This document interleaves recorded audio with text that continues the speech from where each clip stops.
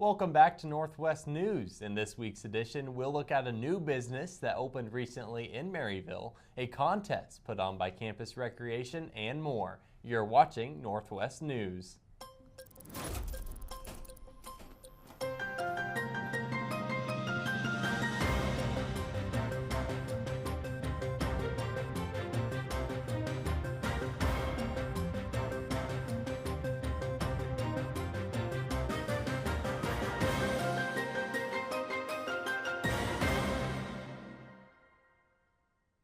Thanks for tuning in to Northwest News, the show where we provide the latest coverage on the Northwest Missouri State University campus and in the Maryville community. I'm Wiley Ray. And I'm Skylar Stamps. Before we get into this week's episode, be sure to hit that notification bell for all the latest news coverage as well as other KNWT content. This past week, Northwest Campus Recreation Center invited students to join them in taking part in the National Intramural and Recreational Sports Association contest for the largest physical activity challenge. Reporter Evan Jacobson takes us over to Hughes Fieldhouse where students are participating in a yoga session as part of the contest. Recently, the rec center on campus hosted the largest physical activity challenge contest through the NERSA program. So basically it is a health club month and they have a different thing every single day. NERSA stands for National Intramural and Recreational Sports Association. And today's was the largest physical activity, which is yoga. That's why we're doing it at Hughes. I think it was a great turnout because a lot of other years there was only like 5 to 10 people.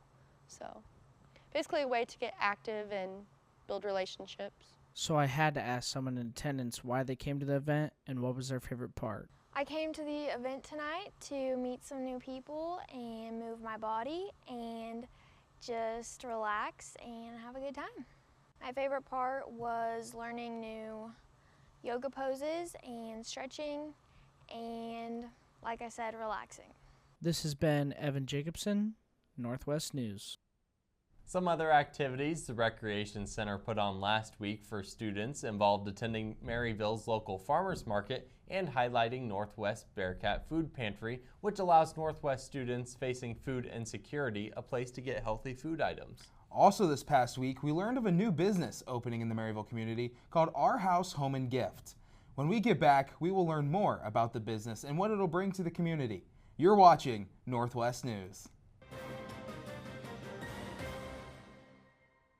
Here at Tower Yearbook, we are a dedicated staff of photographers, designers, copywriters, and practicum students. Our staff is a student-led, student-run media outlet, producing a book with over 300 pages. Sure to pop out at any of our portrait or distribution events. So stay tuned to our social media to see what's up.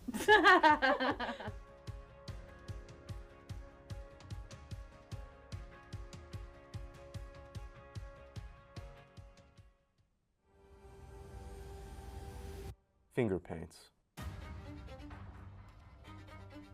Water. Egg. Glue. Glitter.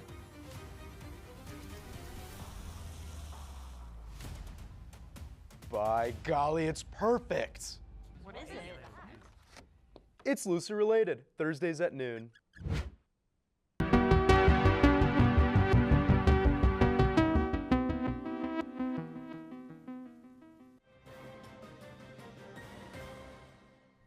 Thank you for sticking with us and welcome back to Northwest News. Now stick with us as I take you to Our House Home and Gift, located off East 1st Street in Maryville.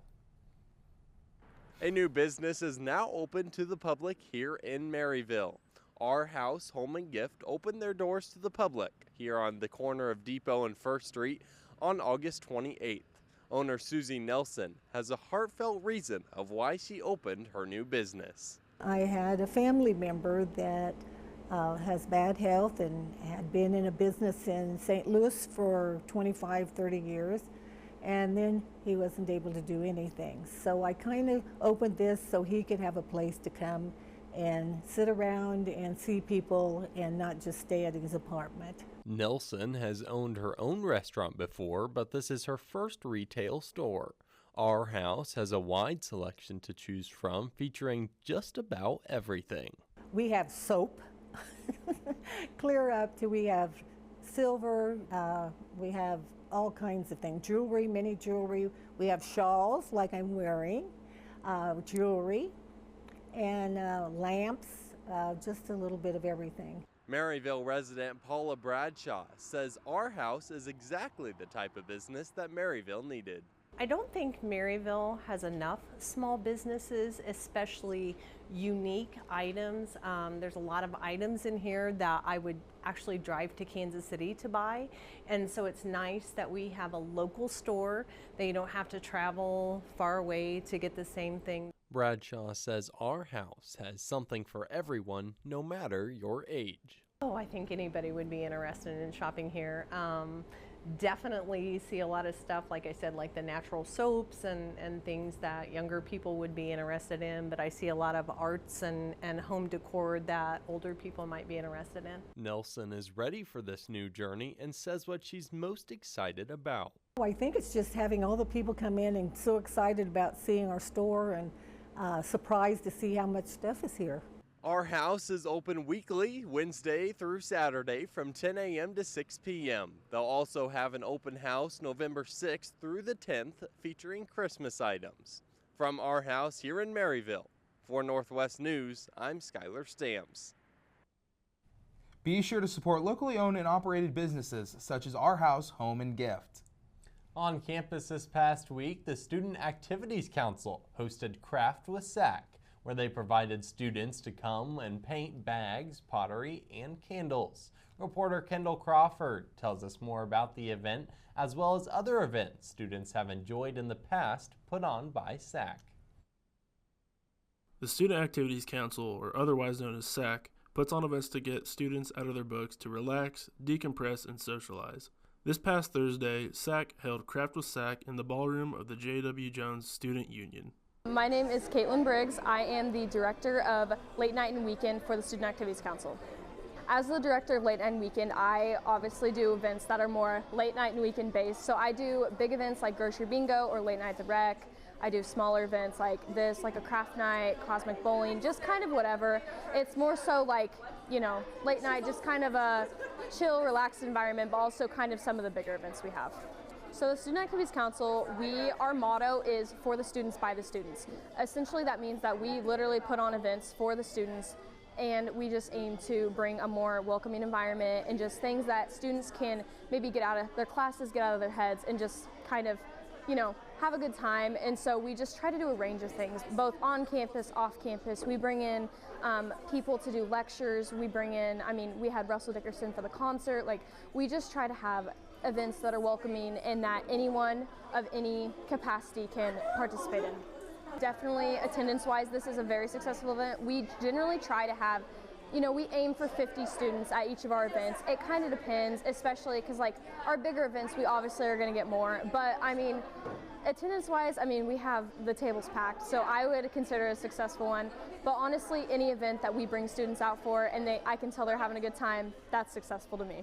I was able to talk to senior Samantha Binky to get her thoughts on the event and which SAC events she thinks are the best. Last year, I went to pretty much all the events. The concert is really fun, but tonight I enjoyed the Craft with SAC. I don't know, it's probably either like Grocery Bingo or the concert. All the students love free groceries, but then the concert is just a really fun time. I think this event is really fun. They should do it way more often. Lastly, I was able to catch up with SAC's VP of Retention and Recruitment, Abby Dewart, to hear about her favorite part about being in SAC and some of their upcoming events. So I'm on the exec board for SAC, so meeting all the new people, I've become best of friends with everyone, and I feel like we've just kind of clashed in the best way. So next weekend is Family Weekend, so we have a magician, his name's Savio Joseph. He's coming at 7 in the CJT, and he's going to do some magic. And then we have Chris Cakes coming on Saturday. I think it's like 8 o'clock in the morning, and you can come get free pancakes. And then we have bowling and movies on Saturday too for free that families and students can go to if they show their Bearcat ID. To never miss anything going on in the Maryville community or on campus, make sure to tune in every Monday at 8 a.m. Reporting for Northwest News, I'm Kendall Crawford. If you're interested in attending future events put on by SAC, be sure to follow them on Instagram at NW_SAC to stay posted on upcoming events. Up next, we'll check out the Northwest Missouri State University Bearcat cheer team and what one teammate contributes to the team. You're watching Northwest News.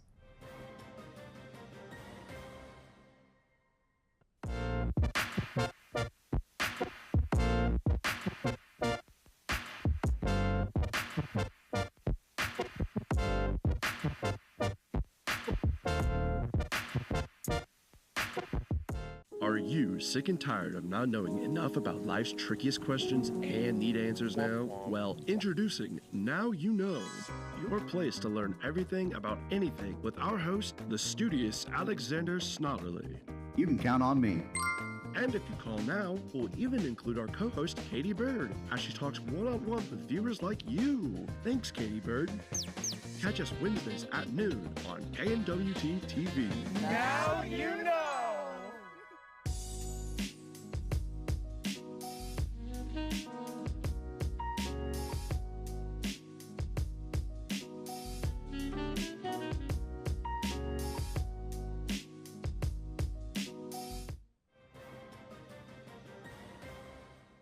Welcome back to Northwest News, the place where you can find news and whereabouts on what's happening in the Northwest and Maryville community. Thanks for sticking with us.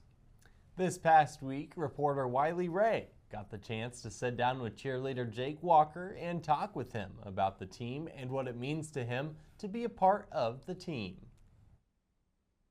To many, game days are about the team on the field or on the court. But what many fans don't look at is who else may be cheering those teams on with them. My name is Jake Walker. I am a senior here at Northwest, and I'm a co-ed bass on the Bearcat cheer team.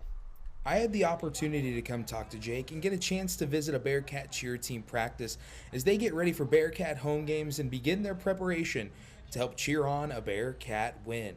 So some of the things that we do here at Northwest Cheer for practice is we'll warm up, we'll just get like a quick stretch, quick little run, and we'll throw some of our basic stunts, stuff that we do for like sidelines. So just for guys it would be like a toss hands, press to extension. For girls it would be prep, press extension, progress and work some of our pregame stuff. So maybe that's what we'll do for Bearcat Zone. For now we're in the middle of game day, we're in the middle of football season, so we're kind of working those, drilling those, getting those down as best we can. As I watched the cheer teams practice, I quickly realized that to many who may find cheer easy, they are quickly mistaken, and it can take error after error after error before they finally get that right movement down. Bearcat cheer has really been kind of a way to progress me to become more of an adult. Cheer, for one, I know a lot of people think when you come to college it's, you know, partying and all that stuff, and cheer has been a great way for me to kind of stay away from that because I represent more than myself when I'm on this team, when I wear these letters. So I represent my team, my teammates, my coach, myself, my family. I represent whole lot more than me. So it's a good way to stay away from all the partying and all that kind of side distractions, but it's also a good way to keep me active, keep me in shape, because there are goals that I have for myself that I want to work towards, and I can't achieve those goals if I'm going out and getting in trouble and all that stuff. So it's really just been a good responsibility for me, and also like just growing up with this team. Now that there are people who are not here anymore that were here the last 3 years, I've kind of tried to take up more of a leadership role, try to steer everybody in the right directions, because we had a lot of complications over the summer. So I tried my best to just kind of keep everybody on one track, keep everybody with the same goal in mind, and I think we've gotten past a lot of the hills and valleys that we were having over the summer, and I credit the team for that one, because it would have been very easy for everybody to kind of just go bananas and go crazy and think about all these other things, but everybody stayed on one track, and I'm really proud of everybody for that. Reporting for Northwest News, I'm Wiley Ray. Shout out to the Northwest Bearcat cheer team and all the hard work and dedication they put into their routines. Be sure to wave at Jake at the next home football game. Now to some highlights from last week's edition of the Northwest Missourian, provided by managing editor Hannah Claywell and assistant news editor Anna Bailey. This week's stories from the Missourian include a Maryville local who produced a movie and a Northwest student who runs a baking business. Mystery sickness, governmental watchdogs, and horror are just what Maryville native Justin Ross brought to the hangar May 3rd for a premiere of a new movie he produced called New Life. New Life follows a young woman on the run and those trying to track her down. Ross's role in the production of the movie was working behind the scenes. Northwest alum Justin Ross stated, "A producer is always working behind the scenes to help assemble the team, to help design play or budgets and strategy." The movie took around a couple years to produce. Ross said his favorite part of his role in the movie was assembling the team of people working on the movie. Since New Life was an independent film, there was not a budget for the production, and Ross said location ended up being one of the bigger challenges. But they embraced the possible problems and leaned into them to make creative elements in the movie. Ross said he was consistently making movies around Maryville as he was growing up, and while attending Northwest had a chance to make several short films and even a feature film. The feature film also had its premiere at the hangar. A Northwest student has started her own baking business. She calls herself the Bearcat Baker and has already made about $100 in 2 weeks. Junior Allie Lohr said she learned she enjoyed baking sourdough and cookies last semester, but had begun making too many for only herself to eat. That is when she got the idea to start her business. Junior Allie Lohr stated, "I was constantly giving them away, but I was like, I know a lot of people actually buy these things, and there's a market for them, and as a broke college student, I could always use some cash. So I started selling them word of mouth last semester." Lohr only sold her baked goods the week before and the week of finals week as a way to make extra money since she took time off work to study. During that time, she was not advertising herself in any way and was only selling to friends and others around her. Lohr decided she wanted to continue selling her baked goods this semester and test if she could make a profit from her new business. She created an Instagram page where she showcases her baked goods. It is on this page that buyers can see Lohr is selling up to 10 different kinds of sourdough bread as well as chocolate chip cookies. The page also displays the cost of each item. For more on these stories, check out nwmissourinews.com online or pick up a paper out of the boxes on campus.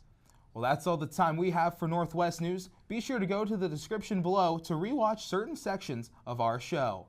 And be sure to like, subscribe, and hit that notification bell for all the latest news and updates. This has been Northwest News. Thanks for watching.